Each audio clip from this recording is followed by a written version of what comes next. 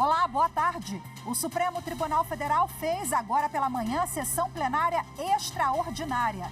Na pauta de julgamentos, as ações penais sobre os 4 primeiros acusados de participarem dos atos antidemocráticos de 8 de janeiro.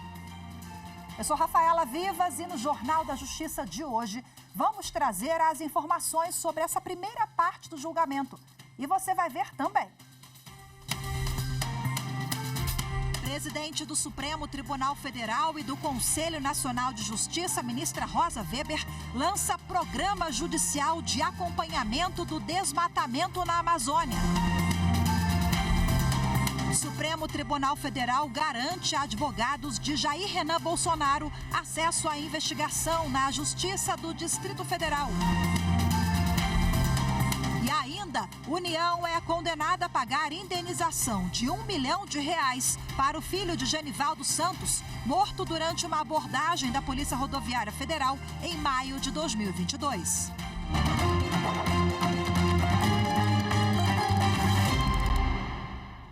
Terminou há pouco a sessão plenária extraordinária no Supremo Tribunal Federal, que deu início ao julgamento das ações contra os primeiros acusados de participarem dos atos antidemocráticos do dia 8 de janeiro. A repórter Carolina Chaves acompanhou a primeira parte da sessão e agora ao vivo traz mais informações. Olá, Carol, muito boa tarde para você. Olá, Rafaela. Boa tarde para você, boa tarde a todos. Olha, a sessão começou por volta das 9h30 da manhã e os 4 réus são Aécio Lúcio Costa Pereira, Tiago de Assis Matar, Moacir José dos Santos e Matheus Lima de Carvalho. Todos foram denunciados pela Procuradoria-Geral da República pela prática de associação criminosa armada, abolição violenta do Estado Democrático de Direito, golpe de Estado, dano qualificado pela violência e grave ameaça com emprego de substância inflamável contra o patrimônio da União e com considerável prejuízo para a vítima e também deterioração de patrimônio tombado. Todos eles foram presos no dia 8 de janeiro durante os atos antidemocráticos. Até agora começou a ser analisada a primeira ação penal da pauta de julgamento, que é contra Aécio Lúcio Costa Pereira. Na manhã de hoje, o ministro relator Alexandre de Moraes negou as preliminares apresentadas pela defesa e afirmou que a competência do Supremo para processar e julgar esses casos já foi discutida por 9 semanas aqui no Supremo Tribunal Federal e, por isso, não merece ser rediscutida. Moraes disse que o réu foi preso no Congresso Nacional e que há conexão lógica e probatória do réu nos atos. Ao todo, Rafaela, serão analisadas 232 ações penais e cada caso será julgado individualmente. Vamos acompanhar na reportagem como foi a sessão extraordinária agora pela manhã. O ministro Alexandre de Moraes, antes de apresentar o relatório, relembrou como foi a invasão dos prédios dos 3 poderes. Ressaltou as palavras da presidente do Supremo, ministra Rosa Weber, ao avaliar o prejuízo logo após as primeiras horas dos atos antidemocráticos. E a promessa que estaria tudo restabelecido para a abertura do ano judiciário em fevereiro. Além de reconstruir administrativamente e fisicamente esse plenário e o Supremo Tribunal Federal, como disse, Vossa Excelência deu todas as condições para que pudéssemos, como determina a Constituição, como determina a legislação, garantir o devido processo legal a todos aqueles que foram presos, indiciados e denunciados pelo Ministério Público. No dia 8 de janeiro, 243 pessoas foram presas em flagrante dentro dos prédios públicos e na Praça dos 3 Poderes. Na sequência, dia 9 de janeiro, 1.927 pessoas foram conduzidas à Academia Nacional de Polícia. 1.152 permaneceram presas, 775 foram liberadas, as pessoas com idade mais avançada, as pessoas que estavam com crianças ou tinham alguma comorbidade. Nós realizamos, presidente, 1.397 audiências de custódia entre dia 11 e 17 de janeiro. Em seguida, foi a vez do subprocurador-geral da República, Carlos Frederico Santos, que acusa Aécio Lúcio Costa. Para o subprocurador, não há dúvidas que Aécio participou da tentativa de golpe de Estado. Além da condenação para a prisão, Carlos Frederico pediu o pagamento de R$100 milhões pelos danos causados pelo réu. A ação delituosa engendrada pelos agentes, da qual participou o réu, tinha a nefasta motivação de impedir, de forma contínua, o exercício regular dos poderes constitucionais e provocar a deposição do governo legitimamente constituído. A autoria está lastreada em sólidos e incontestáveis elementos documentais, periciais e testemunhais, que permitem reconhecer que Aécio incorreu na prática dos crimes a ele irrogados. O advogado Sebastião Coelho da Silva, em defesa de Aécio Lúcio Costa, afirmou que o Ministério Público deveria apontar os atos praticados pelo réu e que não há provas da participação do acusado nos atos antidemocráticos. Caberia ao Ministério Público da Tavênia dizer a missão do Aécio foi esta. A citação dos 300 e poucos reais que ele fala que doou, na verdade, nada mais fez do que pagar a sua passagem para vir a Brasília. Não há nos autos nenhuma prova que a Aécio tenha recebido um centavo de qualquer pessoa, que tenha passado um centavo para qualquer pessoa. O julgamento será retomado a partir das 2h da tarde com transmissão ao vivo pela Rádio e TV Justiça. O ministro Luiz Felipe Salomão, corregedor nacional de Justiça, abriu uma reclamação disciplinar contra o desembargador aposentado Sebastião Coelho da Silva, do Tribunal de Justiça do Distrito Federal e do Tribunal Regional Eleitoral do DF. O corregedor também determinou a quebra do sigilo bancário de Sebastião Coelho entre 1º de agosto de 2022 e 8 de janeiro de 2023. A investigação apura se ele teria incitado e financiado atos golpistas durante o exercício da magistratura. O desembargador tem 15 dias para apresentar a defesa dele. Na sessão dessa terça-feira, o Tribunal Superior Eleitoral considerou, por unanimidade, que Jorginho dos Santos Melo e Marilisa Boem, governador e vice-governadora de Santa Catarina, eles não cometeram uso indevido de recursos e abuso de poder econômico nas eleições de 2022. A chapa era acusada de usar indevidamente R$9 milhões. Adversários defendiam que, como o dinheiro foi doado para Marilisa, deveria ter sido utilizado em candidaturas femininas. Mas o TSE manteve o entendimento do Tribunal Regional Eleitoral de Santa Catarina de que não havia proibição de destinar recursos do fundo partidário para apoiar uma candidata a vice em uma chapa liderada por um candidato do sexo masculino. Isso porque essa chapa é considerada uma equipe. Bom, o ministro Floriano de Azevedo Marques, relator do processo, ele destacou que não houve indício de fraude na formação da chapa, destacando, inclusive, que foi grande a participação da candidata na campanha. Destaque-se como prova do protagonismo de Marilisa Boem, vídeos juntados nos autos que registram a vice da chapa, concedendo entrevista, contando sua história, e o próprio titular da chapa exaltando os atributos e a trajetória da recorrida, chamando-a, em suas palavras, de honrada e mulher de fibra, cito também os IDs. Ante o exposto, não havendo ilegalidade no uso dos recursos do fundo ou provas robustas de sua suposta inclusão fraudulenta da vice, candidata à chapa majoritária do partido, não há, por conseguinte, espaço para o reconhecimento do alegado abuso do poder econômico.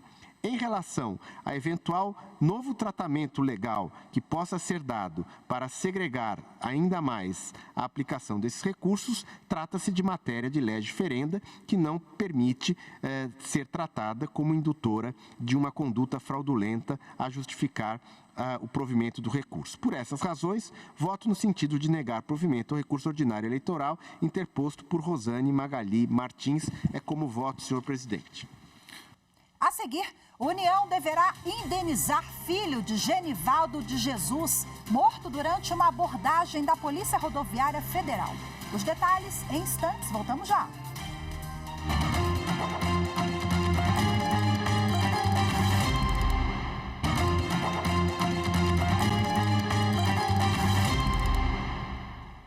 A Justiça Federal em Sergipe condenou a União a pagar indenização de R$1 milhão por danos morais para o filho de Genivaldo Santos, morto durante uma abordagem da Polícia Rodoviária Federal em maio de 2022 em Sergipe. O filho vai ter direito também à pensão no valor de 2/3 do salário mínimo, aproximadamente R$ 800 por mês. O juiz decidiu, no entanto, que Maria Fabiana Santos não teria direito à indenização por não ter comprovado que seria a viúva da vítima. Genivaldo de Jesus Santos morreu por asfixia ao ser abordado por agentes da Polícia Rodoviária Federal. Ele foi colocado no porta-malas da viatura. Os policiais usaram spray de pimenta e gás lacrimogênio contra ele. O Superior Tribunal de Justiça determinou a prisão dos réus da chacina de Unai. As informações com Jéssica Castro. O colegiado acolheu o pedido do Ministério Público Federal para determinar o início do cumprimento provisório da pena de prisão dos réus condenados pela chacina de Unai. O caso ocorreu em 2004, quando 3 auditores fiscais e um motorista do Ministério do Trabalho foram assassinados enquanto exerciam fiscalização em área rural do município de Unai, em Minas Gerais. A decisão do colegiado ocorreu em renovação parcial de julgamento, determinada pelo Supremo Tribunal Federal. Em setembro do ano passado, a 5ª turma havia redefinido as penas dos réus e rejeitado o pedido do MPF para início da execução provisória. No primeiro julgamento, o colegiado fixou a pena do proprietário rural Norberto Mânica, acusado de ser o mandante do crime, em 56 anos e 3 meses de reclusão. Já os réus José Alberto de Castro e Hugo Alves Pimenta, denunciados por contratarem os pistoleiros que executaram os disparos contra os servidores, tiveram penas fixadas em 41 anos e 3 meses e 27 anos de reclusão, respectivamente. Para a maioria dos ministros da 5ª turma do STJ, até que haja pronunciamento definitivo do STF sobre o tema, permanece válida a previsão do Código de Processo Penal, que prevê o início da execução provisória no caso de condenação pelo Tribunal do Júri a pena igual ou superior a 15 anos de reclusão, sem prejuízo dos recursos que eventualmente sejam interpostos contra o veredito.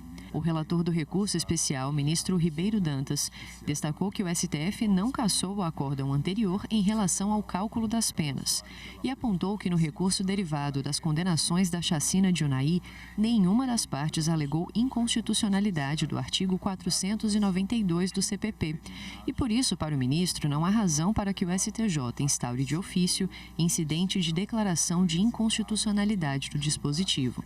A 5ª turma determinou a comunicação ao Tribunal Regional Federal da Primeira Região e a vara de origem para que providenciem o cumprimento da decisão. O Tribunal Regional Federal da Primeira Região manteve decisão que condenou os Correios a indenizar cliente que foi vítima de assalto dentro de uma agência. O repórter William Nascimento tem as informações. A 5ª turma do Tribunal Regional Federal da Primeira Região decidiu que a empresa brasileira de Correios e Telégrafos e o Banco Bradesco devem indenizar por danos morais e materiais uma mulher que teve uma quantia em dinheiro e o celular roubados durante um assalto em uma agência que funciona como correspondente bancário do Bradesco em Matupá, no Mato Grosso. Ao todo, ela vai receber mais de R$16 mil. Na análise do processo, o relator juiz federal convocado, Paulo Ricardo de Souza Cruz, constatou que os assaltos são recorrentes por falta de uma estratégia de segurança e considerou que nessas situações a jurisprudência entende que tanto os Correios quanto a instituição financeira têm responsabilidade de indenizar. O Tribunal Superior do Trabalho assinou um acordo coletivo por meio da conciliação entre representantes de profissionais da indústria moedeira e da Casa da Moeda do Brasil. A negociação durou cerca de 9 meses. A audiência de conciliação foi conduzida pelo vice-presidente do TST, ministro Aloísio Correia da Veiga, e contou com representantes do sindicato da categoria dos trabalhadores da indústria moedeira, da Casa da Moeda do Brasil e do Ministério Público do Trabalho. O acordo assinado com a mediação do TST possui cláusulas sociais e econômicas que definem parâmetros para questões como auxílio alimentação, vale transporte e plano de saúde. Pontos como abono, assiduidade e adicional de insalubridade, que eram impasse para homologação da proposta, foram resolvidos na audiência. Outro tema convergente entre as partes foi em relação ao salário dos trabalhadores. O documento prevê uma recomposição de 100% do IPCA, Índice de Preços ao Consumidor acumulado de 2022, o que corresponde a 5,78%. Os reajustes são retroativos a janeiro de 2023. A partir de junho de 2023, as tabelas sofrem reajuste de 100% do IPCA acumulado de janeiro a maio, o que corresponde a 2,95%. Até maio de 2023, o auxílio alimentação será de R$ 520. A partir de junho, o valor passa a R$ 535,80. O vice-presidente do TST, ministro Aloísio Correia da Veiga, celebrou a homologação do acordo e destacou a colaboração das partes durante as negociações. A importância do acordo é exatamente motivar a sociedade a vir, para o judiciário com um objetivo maior, não de obter uma decisão judicial, mas de estabelecer um diálogo para que haja um amadurecimento dessas relações de trabalho.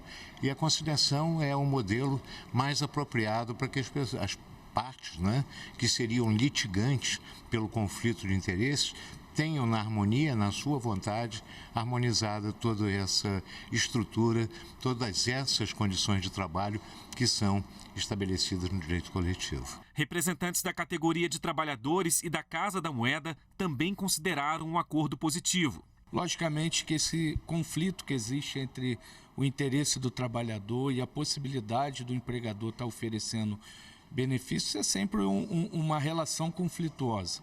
Mas a partir aqui da mediação da doutora Roberta Mello, do ministro Aloísio Correia, a gente conseguiu chegar a um meio termo que a gente enxerga que foi muito positivo. O balanço é positivo, É um acordo que a gente conseguiu conciliar todos os interesses, na melhor maneira possível, sai todo mundo, acho que satisfeito. O resultado da Assembleia da categoria, eu acho que é reflexo disso. E o papel do TST foi fundamental, que vem desempenhando uma função social, aliás, vem reforçando a sua função social. E a maneira como que isso foi conduzido fez com que a gente chegasse nesse desfecho positivo para a categoria e para a empresa. O acordo celebrado corresponde ao biênio 2023-2024. A seguir, Supremo Tribunal Federal garante a advogados de Jair Renan Bolsonaro acesso à investigação na Justiça do Distrito Federal. Os detalhes e mais informações em instantes. Voltamos já.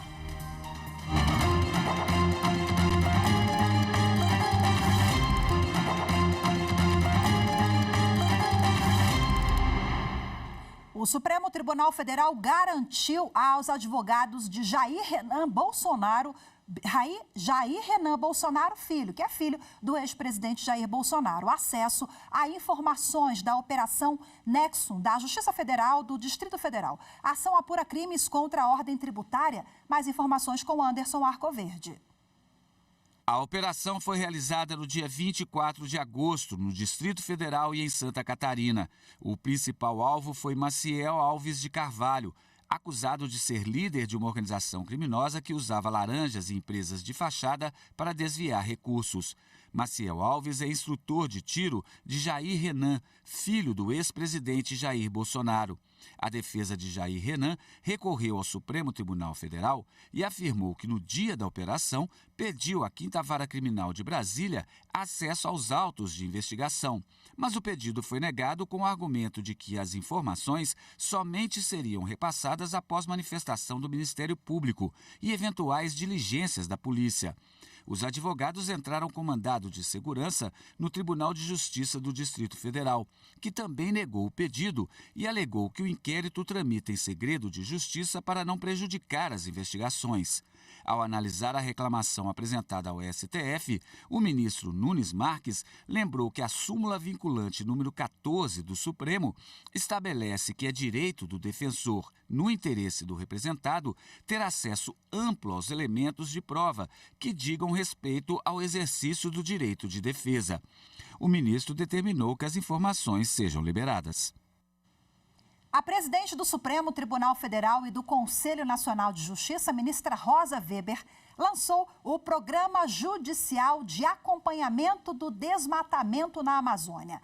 O lançamento marcou o encerramento do colóquio internacional sobre justiça climática e democracia, realizado pelo Supremo Tribunal Federal. A repórter Evne Araújo tem os detalhes.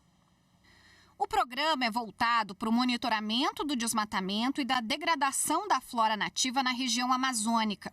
O trabalho vai ser desenvolvido em municípios que apresentem maiores índices ou maiores riscos de supressão ou destruição de vegetação.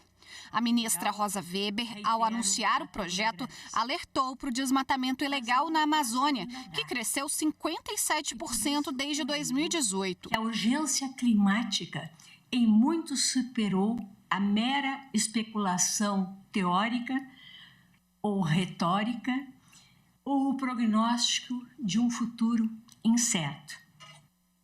Infelizmente, é um fenômeno corroborado ano a ano por evidências empíricas que atestam o quadro de emergência e gravidade das mudanças climáticas que vivenciamos. Entre os pontos a serem trabalhados estão a qualificação e melhor utilização de dados estatísticos, o acompanhamento da tramitação de medidas judiciais, extrajudiciais e administrativas e a proposição de ações para o aperfeiçoamento de procedimentos adotados pela Justiça. O objetivo do programa também é capacitar magistrados competentes para processar e julgar questões sobre desmatamento e degradação da flora nativa, estimular a integração entre membros do Poder Judiciário e do Ministério Público para atuação coordenada nos casos e a participação da sociedade na formulação de políticas públicas. O Projada resulta da construção democrática desenvolvida coletivamente nesta gestão que presido no Conselho Nacional de Justiça.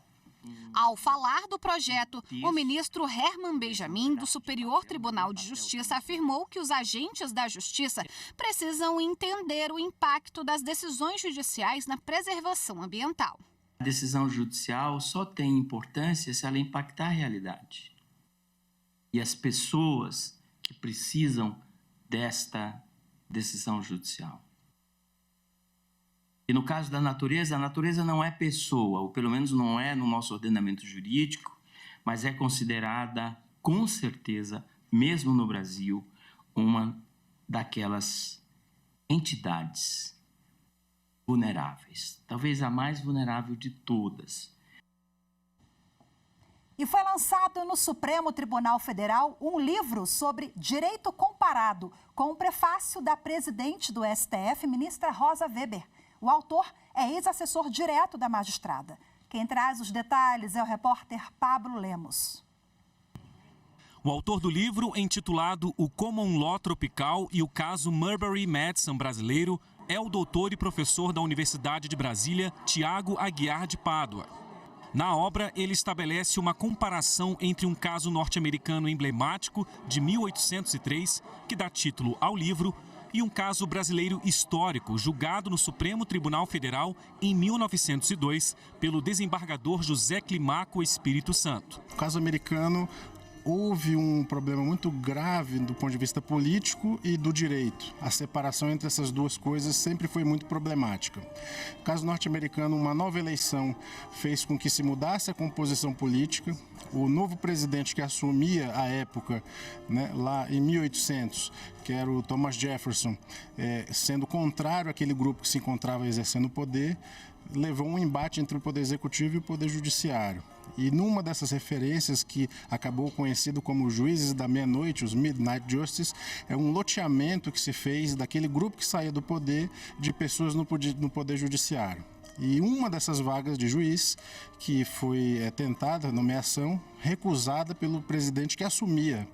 E isso levou a Suprema Corte a enfrentar esse tema de um ponto de vista do Estado de Direito. No caso brasileiro é muito similar, porque também foi assim, da mesma forma, era uma discussão de juiz federal, um desembargador que queria se transformar em juiz federal, na época em que os juízes federais eram potenciais ministros substitutos do STF.